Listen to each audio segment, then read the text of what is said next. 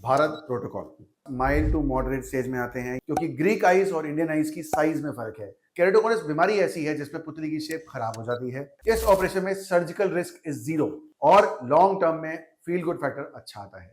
आज हम बात करेंगे केरेटोकोनस जो कि पुतली की शेप की बीमारी है, उसमें एक बहुत ही एडवांस ट्रीटमेंट के बारे में, जिसको हम लोग बोलते हैं भारत प्रोटोकॉल। भारत प्रोटोकॉल क्या है, कब किया जाता है और इससे क्या फायदा हो सकता है। नंबर 1, जो केरेटोकोनस पेशेंट्स हमारे पास माइल्ड टू मॉडरेट स्टेज में आते हैं या थोड़े से एडवांस स्टेज में आते हैं, उसमें जो स्टैंडर्ड ट्रीटमेंट मोडालिटी एप्लीकेबल है वो है C3R या कोलेजन क्रॉस लिंकिंग। ये पूरे हिंदुस्तान में, पूरे वर्ल्ड में किसी भी हॉस्पिटल में होता है। बहुत ही सिंपल प्रोसीजर है, आराम से हो जाता है। C3R में क्या होता है कि हम आपकी बीमारी को जहां पे है वहीं पे रोक देते हैं। आपकी प्रॉब्लम वहीं पे रुक जाती है, आपका चश्मे का नंबर वहीं पे रुक जाता है, रोशनी वहीं पे रुक जाती है, हेडेक वहीं पे रुक जाता है, कुछ भी चीज बढ़ती नहीं, लेकिन ठीक भी नहीं होती। हम एक ऐसा ऑपरेशन करते हैं जिसको ओरिजिनली बोलते थे Athens protocol. Athens is the capital of Greece, ऐसे आप याद रख सकते हैं। एथेंस प्रोटोकॉल 2014 में डिवाइस हुआ था। डॉक्टर जॉन केनियोपोलिस जो कि एक ग्रीक सर्जन है, उन्होंने डिवाइस किया था। इंडिया में वो सर्जरी 2019 में आई और हम वो सर्जरी 2021 से कर रहे हैं। और हमारे हॉस्पिटल में मेरे नाम से अगर आप गूगल सर्च करेंगे तो हमने उसको नाम दिया है भारत प्रोटोकॉल, जो कि इंडियन आइज के लिए सक्षम है। एथेंस प्रोटोकॉल जो आया था वो ग्रीक आइज का डेटा था और वही डेटा हम लोग इंडिया में इंकॉर्पोरेट करके यूज कर रहे थे। बट 2021 में मैं, डॉक्टर रजत जैन, मैंने शुरू किया कि हम एक डिफरेंट प्रोटोकॉल से काम करें जो कि इंडियन आइज के लिए है। ऐसा क्यों? क्योंकि ग्रीक आइज और इंडियन आइज की साइज में फर्क है। ग्रीक लोग 6 फुट के होते हैं, 6 फुट 5 इंच के होते हैं। भारतीय लोग 5 फुट 8 इंच, 9 इंच, 10 इंच के होते हैं। हमारे आंखों की पुतली ग्रीक पुतली से छोटी होती है। तो जब हमारी बॉडी के डायमेंशंस अलग हैं तो हम सेम प्रोटोकॉल यूज नहीं कर सकते। सो 2021 में मैंने एक चीज शुरू की थी जो कि 2023 में वर्ल्ड लिटरेचर में पब्लिश हो गई थी, जिसका लिंक हमने नीचे दे रखा है, आप पढ़ सकते हैं।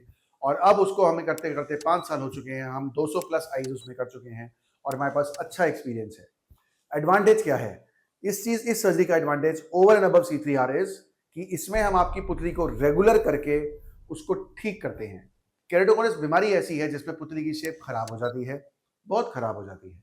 हम इसमें एक लेजर के द्वारा, एक स्पेशल लेजर के द्वारा पुतली की को रीशेप करके उसकी एबनॉर्मैलिटी या टेढ़ेपन को कम करते हैं। इससे आपको क्या फायदा होता है?